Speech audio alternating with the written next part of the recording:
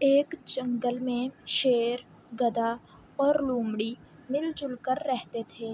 ان میں اتنی دوستی تھی کہ ایک دن ان تینوں نے طے کیا کہ آج سے ہم جو بھی شکار کریں گے اس کے 3 برابر کے حصے کر کے آپس میں بانٹ لیں گے۔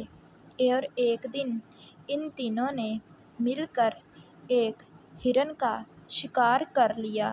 شیر کی طرف سے گدھے کو گوشت تقسیم کرنے کا حکم ملا تو گدھے نے 3 برابر کے حصے بنائے اور شیر کے آگے رکھ کر کہا، بادشاہ سلامت، ان تینوں حصوں میں سے آپ کو جو حصہ پسند ہو وہ آپ اٹھا لیں۔